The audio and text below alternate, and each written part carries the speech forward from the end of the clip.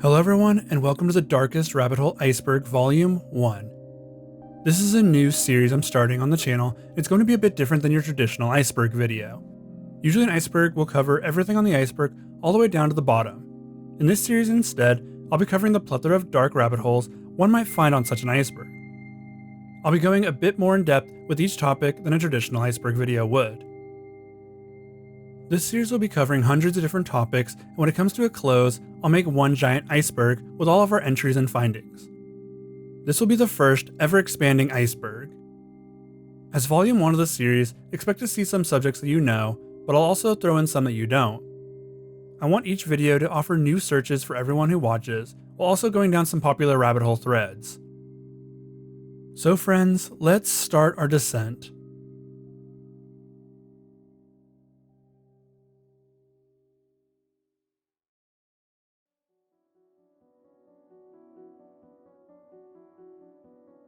When you start to explore the internet and go looking for horror content, the first thing you're likely to find are creepypastas. Now, this channel is no stranger to creepypastas, and I've covered plenty of them on here already, so I'll try to keep this section short. As they are, creepypastas are a rabbit hole that could take years to truly get to the bottom of. Let's start with the basics. The term creepypasta comes from the term copypasta, with a piece of text that is copied and pasted all over the internet. Older creepypastas were short stories that people would post in forums, comment sections, blogs, and pretty much anywhere else they could. That's how a lot of these original stories got around actually. It was a new form of spreading that was similar to word of mouth. Widely considered the first ever creepypasta is Ted the Caver. It was posted on the internet in a blog on Angelfire that showcased the hobby of Ted, who was a spelunker. The story that was told on that website felt real, and this was at a time when everyone believed whatever was posted on the internet. So the story spread and people believed it to be true. Ted the Caver was uploaded in 2001 and is one of the earliest stories to use the medium of the internet to tell a horror story. Of course, other big names would come out using this medium. Big names like Jeff the Killer, Zalgo, the Russian Sleep Experiment, The Rake, and of course, Slender Man. These stories and characters would go on to represent the creepypasta community, for better or for worse. Creepypastas were more of a niche community until around 2011, when creepypastas exploded in popularity. Slender and Zalgo had become huge memes and were helping with the spread of their stories and the community as a whole.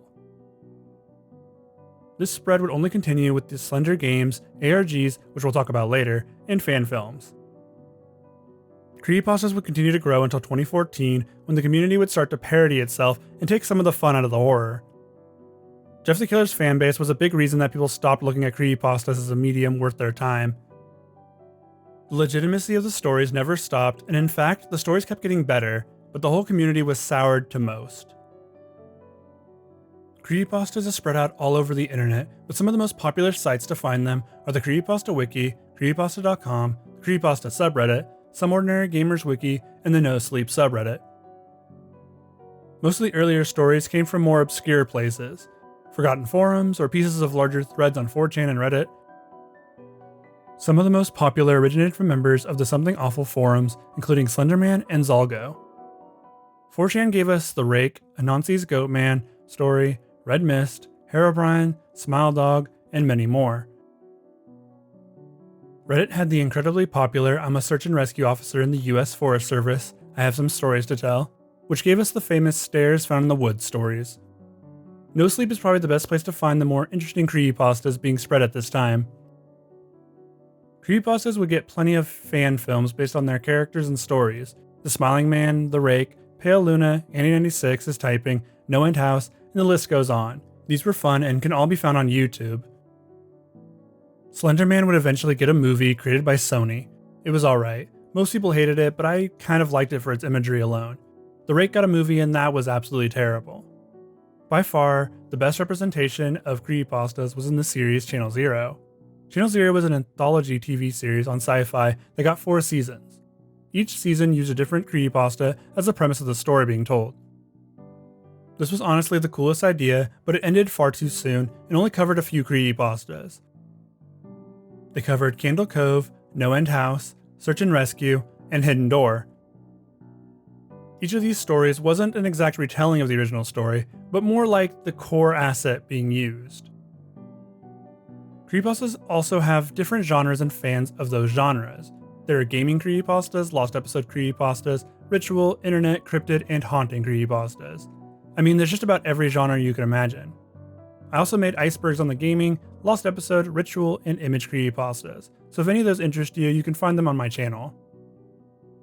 The real rabbit hole of creepypasta content is trying to find all the old fan sites, old creepypastas that have been mostly forgotten, or in some cases entirely forgotten. Doing research for Zalgo brought me to many different and weird websites and to broken links. There was one that cataloged the history, lore, fan art, and sightings of Zalgo. This website even predicted when he would return, which was in 2014, and well, that didn't happen. The site didn't even stay up until 2014. Creepypasta culture is kind of old now, with more than 20 years of content to go through. This makes creepypastas the perfect rabbit hole for someone just starting their dive into horror content on the internet. This rabbit hole can take you to some very dark and sketchy places. When you're browsing through the dark corners of the internet as I do, it's nice to have someone at your back. NordVPN is the perfect internet deep dive partner to keep you protected and free of malware.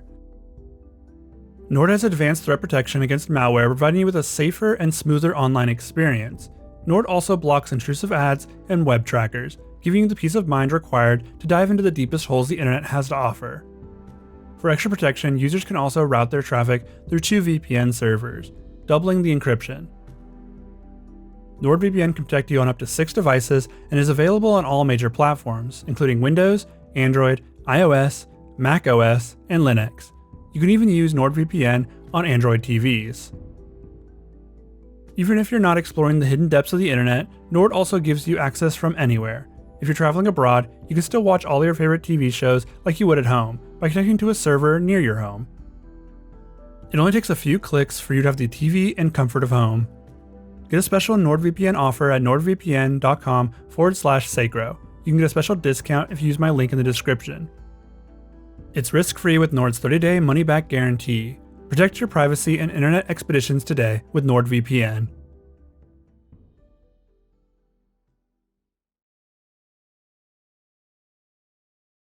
Creepy clown sightings are happening across the country, and it's no laughing matter. There are concerns that the trend will grow as Halloween approaches. Here's Jamie Yukas. It's a trend spooking the nation, creepy clown sightings. 2016 was kind of a wild time. This is where the internet collectively decided that we took a divergent path from wherever we were headed before. This was the year that everything changed for some reason. The thing I remember most, though, was all of the creepy clown sightings. In August of 2016, creepy clown sightings were being reported in several places in the US, parts of Canada, and the UK. The clowns were being sighted in places such as empty forests and fields, near schools and parking lots, and even roaming some neighborhoods. The clowns were being reported all over social media, and they specifically looked like they were just trying to scare people. By the middle of October, these sightings had increased to every state in the US. 9 out of the 13 provinces in Canada and 18 other countries. This had gone from a small, mainly North American situation to a global one, with most not aware of why it was happening. The truth is more normal than you might think. It all started in Green Bay, Wisconsin. 5 pictures were taken of a creepy clown wandering around a vacant parking lot. These photos were then shared all over social media, mainly Facebook, with a page for the clown being created calling it Gags. News of this clown sighting soon spread to TV outlets including Fox News and USA Today. Speculation of it being part of a publicity stunt were proven correct when a filmmaker came out and stated so. The film was to be titled Gags, and it was an independent film, and this was their marketing. The film was scheduled to release in 2018. This of course was just the spark needed for others to start to mimic the clown's stunts. This led to reports from all over the country, which would eventually become a good chunk of the world, making this viral marketing stunt more of a chance for people to do some real-life trolling. This led to costume shops trying to ban the costumes. Other shops let their costumes sell and were surprised to see them sell out so quickly. This all culminated in news outlets reporting that a clown purge was going to take place on Halloween Eve of 2016. The name was taken from the movie of the same name. In the movie, all crime is made legal for 24 hours. These clown attacks were supposedly going to be nationwide and put law enforcement on alert. Though when it came time for the night, only one family from Florida reported being attacked by a group of approximately 20 people in clown masks. No one had been arrested as of this video. No one really knows why these people decided to dress up as clowns. It was most likely just to cash in on the viral nature of the first publicity stunt. It could have just been people wanting to prank others. There's always a chance of bad actors entering any group event like this, even more so with all the videos online of clowns carrying around sharp knives and other weapons. The 2016 clown sightings are a bit of a strange rabbit hole to start down. There are thousands of articles, sightings, and videos to sift through. Not one of the deepest rabbit holes, but easily one of the most widespread.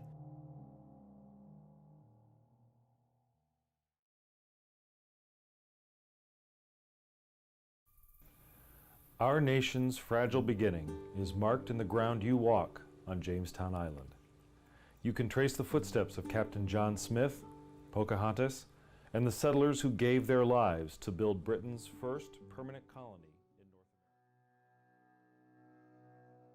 If you've heard of the story of Pocahontas, then you may have heard of the historic Jamestown. Jamestown was one of England's first permanent colonies in North America, beginning in the year 1607. Immediately, settlers were attacked by Powhatan Native Americans, but there were also times of trade between them. John Smith was an expert at this trade, but when he was injured in a gunpowder explosion in October of 1609, he was sent back to England. This is when Jamestown's darkest hour began. John Smith had some success with trading European goods for corn during the first 2 years of settlement, but Powhatan tribes were also angered by his strong-arm tactics of trade. Tribes in the Virginia region were already strained by a severe 7-year drought. By July of 1609, new colonists and supplies were sent out to Jamestown, but were scattered and damaged by a hurricane. Another ship, the Sea Venture, was shipwrecked on the island of Bermuda, with most of the supplies needed for Jamestown.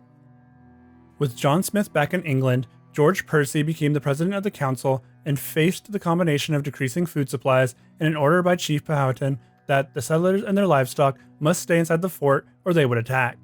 This combination would prove deadly. Colonists would become weak from starvation, dysentery, and typhoid. The colonists ate shoe leather and the horses that were brought over the year before. Percy wrote about eating horses and then shifting to eating vermin such as dogs, cats, and mice. The colonists did not stop there. In 2012, it was discovered that the colonists had dug up dead corpses out of their graves to eat and even lick the blood off of their weaker comrades. In 2014, a skull, lower jaw, and leg bone were found belonging to a 14-year-old girl, which they named Jane. Her bones bore marks of an axe or cleaver and a knife, weapons usually used in cannibalism. There were cuts to her skull, which indicated that the settlers were trying to eat the brain. It is thought that multiple cannibals may have consumed this child, since some of the marks on her leg bones are more skilled than on her skull. It is thought that Jane was not murdered and instead was eaten after she had passed. Jamestown is still being actively excavated today. George Percy wrote about burning a man alive who confessed to killing and eating his pregnant wife. With more to be excavated, there's no doubt that more cases of cannibalism will surface. This rabbit hole is one that will keep expanding over time. The more that archaeologists are able to find out about the settlement, the darker and deeper the rabbit hole goes.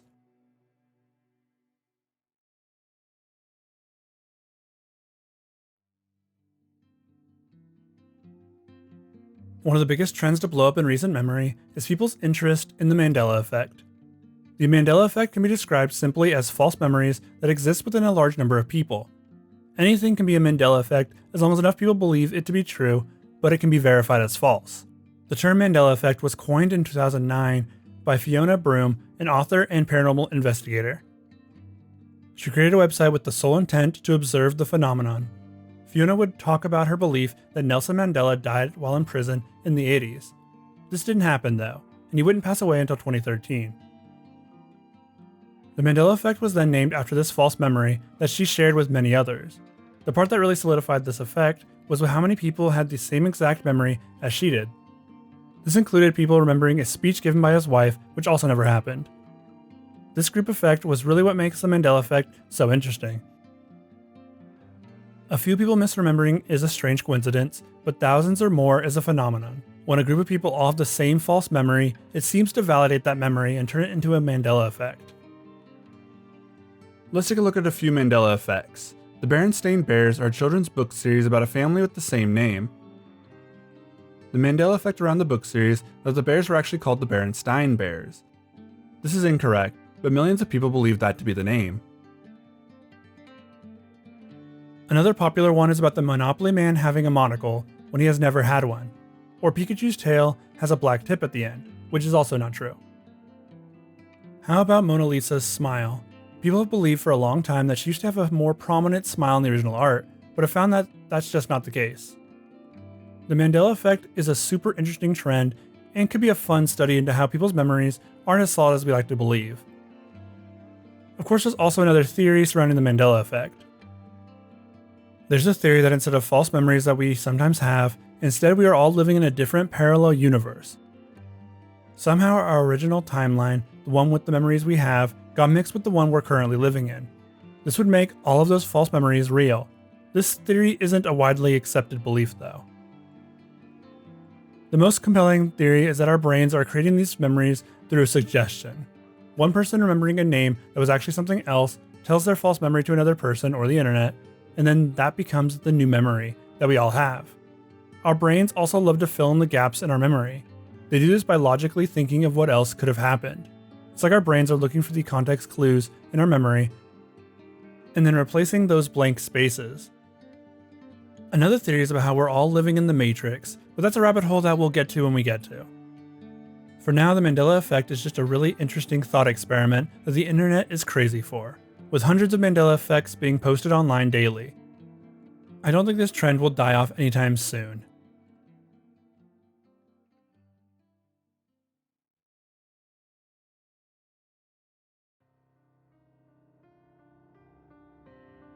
One of the most compelling internet rabbit holes revolves around one of the internet's worst creepypastas. Jeff the Killer was a creepypasta that started to spread in 2008. It was posted to Newgrounds with this image attached. It's now known as the Jeff the Killer image, but the image actually predates the story, and the story was based on the creepy image and not the other way around.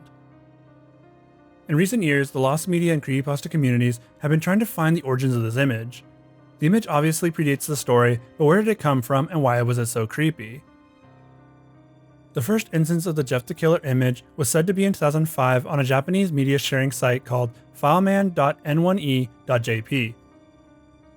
It was shared by an anonymous user with the translated caption, "The Fear of Summer Nights," followed by a description that reads, "A certain celebrity before plastic surgery." This image looks like the Jeff image we know today, but there were actually two versions that were floating around the Japanese side of the internet in the early 2000s. Some of the comments under the image stated that they'd seen it elsewhere before. The image would later be spread to websites all around the Japanese side of the internet.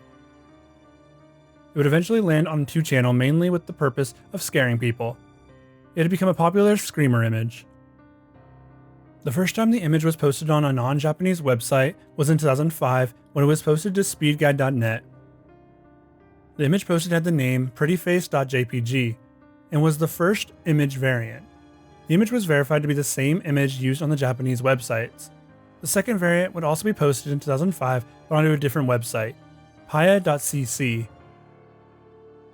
In 2007, a YouTube video would use the image, and from here was grabbed by a user that would post it to Newgrounds.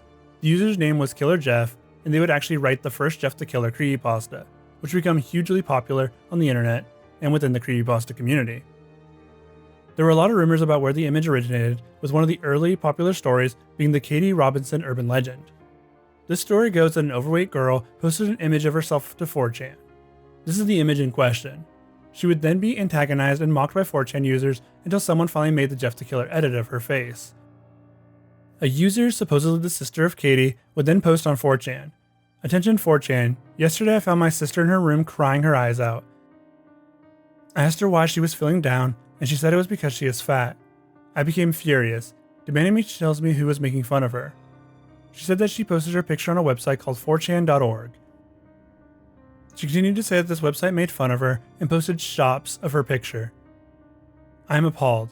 Take a good look at this picture, because this beautiful woman, my sister, took her own life last night." This was the first widely believed history of the Jeff the Killer image. This urban legend was proven to be false in 2019 when the actual person to who the image belonged was interviewed. The image was stolen from her MySpace page and then had this crazy rumor attached to it. With that rumor debunked, we'll have to look back on the other claims. A lot of Anons on 4chan claimed to have seen a girl on a cam website back in the mid-2000s where this image came from. Of course, with the image being Japan, most of these claims were immediately dismissed by the larger community connecting the search. The most recent find to come out of this search was with the user who posted the first version of the Jeff the Killer image onto paya.cc.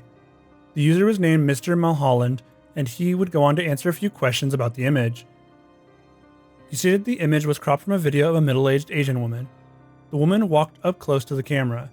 Her face was all white, which is why the image was titled White Powder. The image was edited by him before he posted it online.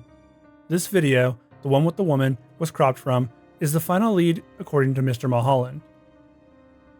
This rabbit hole is ever expanding as the search continues. There's a Discord which I joined to see if I can help finding the image. There are thousands of people connecting this search and it's been going on for quite a while. The most interesting part of this search is the rumor that there's a third image. In this image, Jeff is sitting near a bathtub and his hand is in view. The hand has long, grotesque fingers and black, sharp fingernails. This version of the photo is hotly under debate about whether it's real or not. But it would be so interesting if it was, like a creepypasta coming to life before our very eyes. There are so many leads to follow that I might just have to do a full coverage of it when the next breakthrough happens. Until then, I hope you all will join the search. This image is a big part of the creepypasta community, one that I would love to see found one day.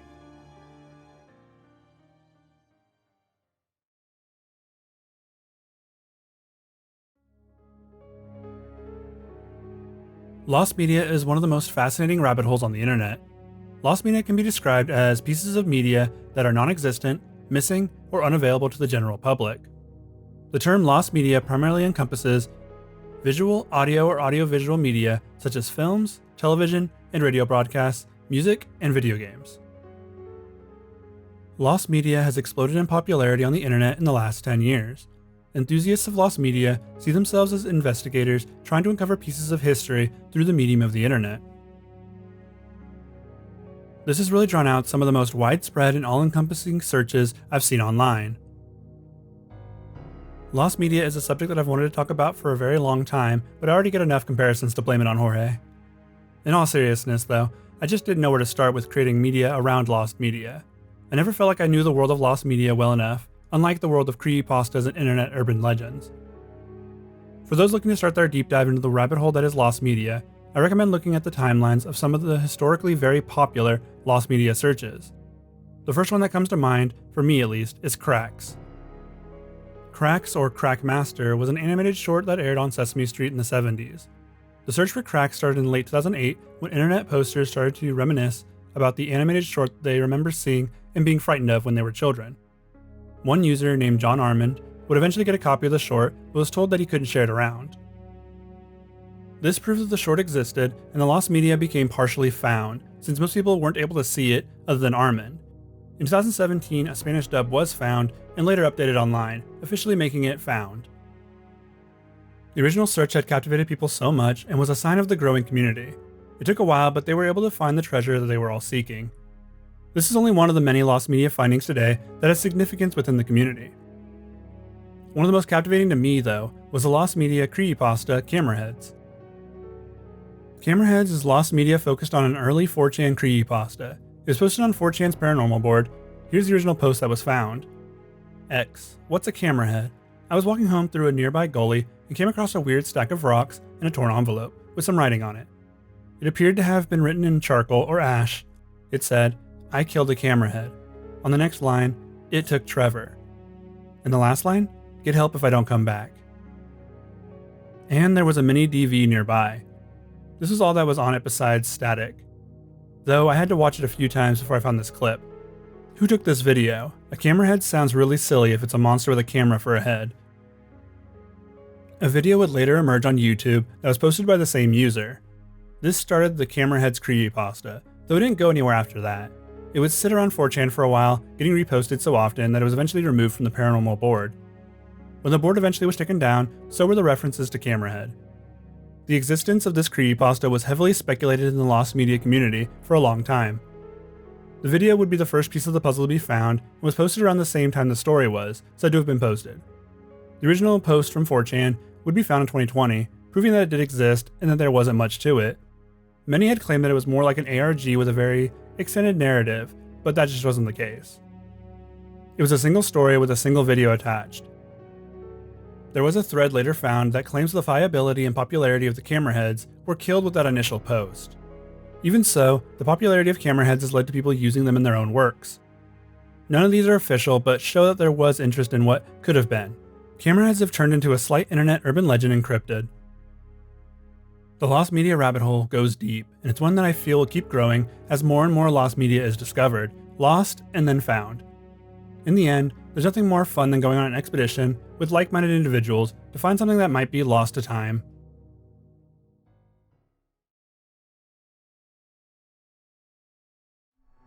In 1971, in the basement of the psychology department of Stanford University, a mock prison was created.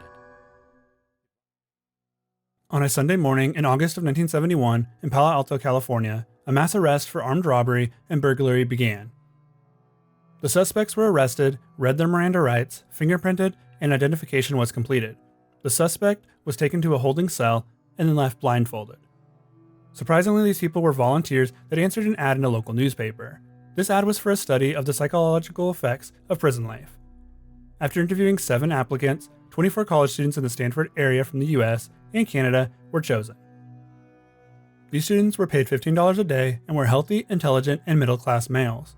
Half the group was randomly assigned to be guards, and the other half were assigned to be prisoners, all by the flip of a coin. To simulate a prison, former prisoners were called upon to help make it as real as possible. Stanford's psychology department's basement was boarded up at each end of the corridors, and doors were taken off of laboratory rooms and replaced with steel bars. If a prisoner had to go to the bathroom, they were blindfolded. A small opening at the end of the hall allowed for a video camera to be placed, and an intercom system was bugged so the prisoners' conversations could be listened to. There were no windows or clocks. With the settings finished, the prisoners had to be humiliated. Each prisoner was searched and stripped. Afterward, they were sprayed to convey that they had germs or lice. Then they were issued a uniform, a smock or short dress, which was worn always with no underwear. The prisoners also wore a heavy chain on their right ankles and rubber sandals, as well as nylon stockings to cover their hair. The chain on the prisoner's right ankle was meant to make them feel oppressed. Even while sleeping, they'd be reminded of their inability to escape. The ID numbers that were also given to prisoners were meant to make them feel anonymous. The nylon stockings were to simulate the process of hair being shaved, as is customary in most prisons, as well as the military. This is done to minimize the prisoner's individuality. Guards were not given any direction on how to deal with the prisoners. They could do what they pleased as long as it was within limits. So began the experiment. At 2:30 a.m., the prisoners were awakened by blasting whistles so that they may be counted. This was so the prisoners would learn their numbers. As punishment, the guards made the prisoners do push-ups. Some guards even stepped on their backs or made other prisoners sit or step on the backs of the punished prisoner doing push-ups. After a day of not much happening, the second day proved fruitful. The prisoners decided to start a rebellion. They took off their nylon caps, ripped off their numbers, and barricaded themselves by pushing their beds up against the door. They also taunted the guards. The on-call guards were then called in and used a fire extinguisher to force prisoners away from the doors. Once inside, the guards stripped the prisoners naked, took the beds out, and forced the leader of the rebellion into a solitary confinement. Now, since there were too many guards on duty, they decided to come up with a privileged cell. 3 prisoners who were least involved in the rebellion got their uniforms back and their beds back, and were allowed to wash and brush their teeth. They were also allowed to eat. The guards then put the good prisoners back with the bad, and took the bad and put them into the privileged cells.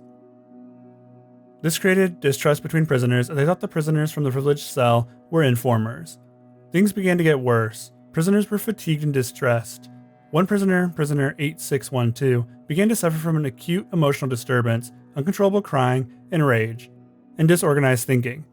At first, this was thought to be a ruse by other prisoners, told 8612 that he couldn't leave, he couldn't quit. 8612 then began to scream, curse, and rage out of control. He was then released. This also happened with 819. He too became hysterical and other prisoners began to pick on him as well. Prisoner 819 also refused to leave and prove himself to the other prisoners. At this point, the professor told him his real name, not 819, and that this was not a real prison. He soon broke out of it and was awakened from his nightmare. There were also hunger strikes, a rumor of a breakout, and more released prisoners due to breakdowns. The experiment ended prematurely after some visiting parents asked Professor Zimbardo to contact a lawyer in order to get their son out of prison. This wasn't the only reason, though. Videotapes showed that guards were escalating their abuse towards prisoners. Christina Maslock, a recent Stanford PhD who interviewed the prisoners, also objected to how poorly they were being treated. Instead of 2 weeks, the experiment was cut off after 6 days. This experiment proves that the environment that someone is living in can disturb and alter them in extreme ways. This rabbit hole runs deep, as different prisoners and guards gave interviews about their expectations and experiences with the experiment. The experiment was published and can be viewed in its entirety online. It even inspired a movie and led to a restructuring of prisons in the US.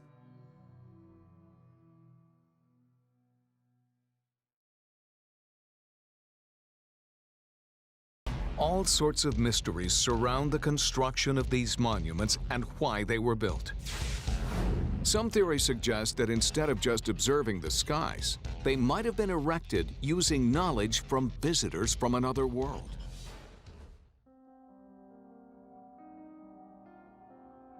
Ancient astronauts, sometimes referred to as ancient aliens, is a pseudoscientific hypothesis that states that intellectual extraterrestrial beings came to Earth and made contact with humanity in both antiquity and prehistoric times throughout history. Those that believe this theory say that the aliens had influence over the development of modern cultures, technology, religion, and human biology. The theory stems from the belief that most deities appear to be extraterrestrial in many aspects. They believe that what humans interpreted as acts of a deity was actually just the act of an alien. The main hypothesis states that humans are either descendants or creations of extraterrestrial intelligence who came to Earth thousands of years ago. One of the main arguments that proponents of this belief use are that aliens came in between gaps in time in historical records. That would mean that our whole world was shaped by these ancient astronauts. Another hypothesis is that of anachronistic artifacts that have been discovered over the years, pieces that they like to refer to as out-of-place artifacts. These artifacts are completely opposite of what the era had or what the people of that region were known to use, so they must belong to the ancient astronauts. This is also the thought process behind the belief that aliens built the pyramids. This is a very well-known conspiracy theory, but it doesn't stop at just the pyramids. They also believe the Easter Island heads were created by, or at least helped to be created by, aliens. This goes for Stonehenge and other early man-made wonders. This rabbit hole goes deep with thousands of pages of supposed proof of the ancient aliens. From sections in the different biblical texts that sound extraterrestrial to historical inaccuracies, the people who follow this belief are very committed. There's actually too much information to cover here in this iceberg format. I might return to this one day as I love a good conspiracy theory. For now though, we have to leave the theories where they are.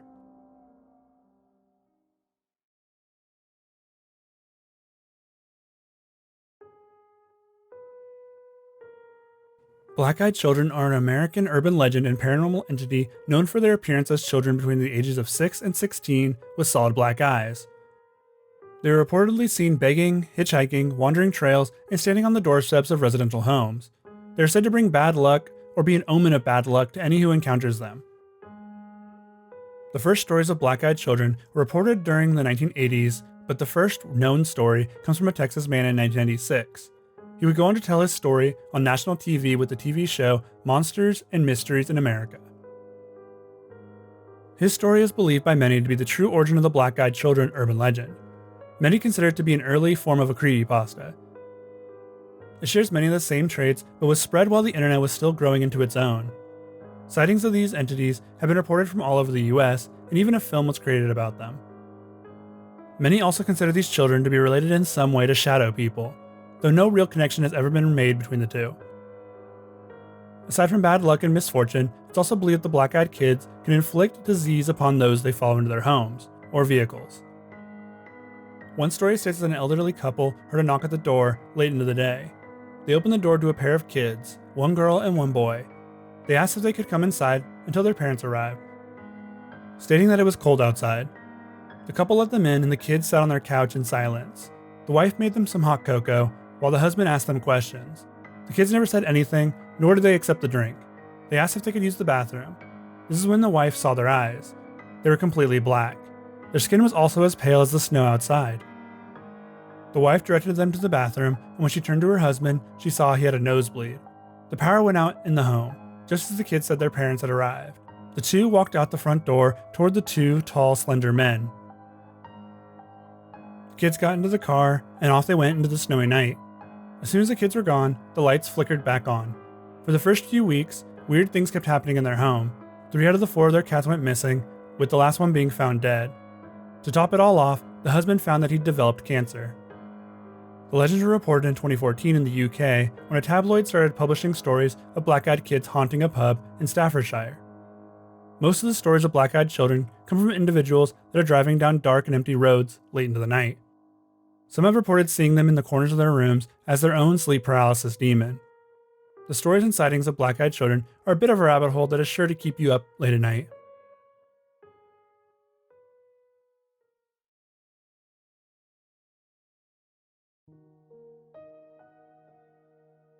If you've ever been scrolling through the internet, chances are you've come across a missing persons post. People go missing without a trace more often than you might think. I'm not going to go too in-depth about missing persons cases in general because certain cases are rabbit holes all their own, so instead I'm just going to talk about some staggering numbers, at least within the US. According to the National Missing and Unidentified Persons System, there were 22,688 open missing persons cases and 32,339 resolved cases for all states and territories as of November 2022. Of all those states, California is number 1 state in which people go missing, with Los Angeles being the top city. This could be because of the vast amount of people who live and visit California yearly. Total visits to California reached 259.8 million in 2022, which was an incredible amount of people to filter through one state. The average age of those missing is 18.1 years old, and 61% are male, with 39% being female. Over 600,000 individuals go missing in the US every year, with 4,400 unidentified bodies being recovered each year as well. Tens of thousands of individuals who stay missing after 1 year are considered cold cases by many agencies. The world is a scary place. Somewhere that seems safe could actually lead to some terrifying things. There are many cases of missing persons, and we could go deep into the never-ending rabbit hole of them. Hopefully one day, these cases will be solved.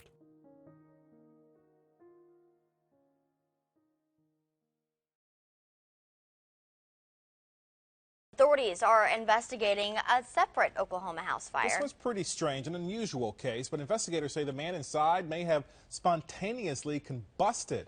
This happened in Sequoia County on Monday. Now, neighbors say they saw smoke coming out of the house. So once crews got inside, all they found was a man's burned body, but nothing else inside the home had been torched at all. Spontaneous human combustion is a phenomenon in which humans can spontaneously combust or burst into flames without the assistance of ignition.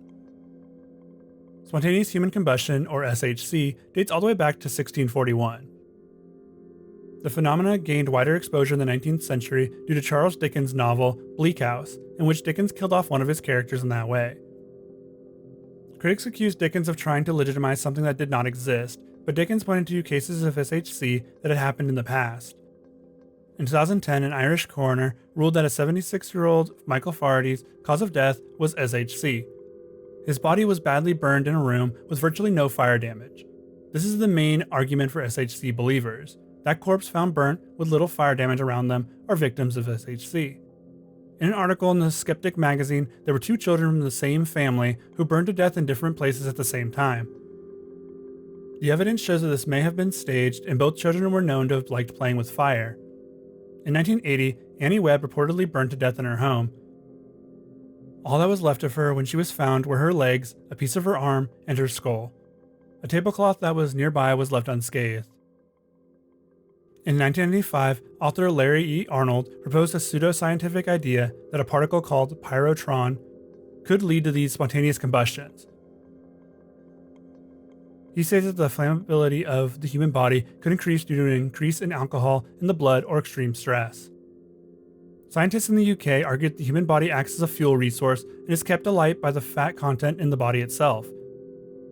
When someone is wrapped in a blanket, is drinking alcohol, or spills alcohol upon themselves or the ground, and then lights a cigarette, they are acting as the fuel source. Fat can burn at very low temperatures, which can explain why little around the person is burned. Hands and feet also have less fat, which is why they are usually found after the person is burned. Even so, there are still many believers in spontaneous human combustion. Some look to these strange cases of SHC and will continue to believe in them.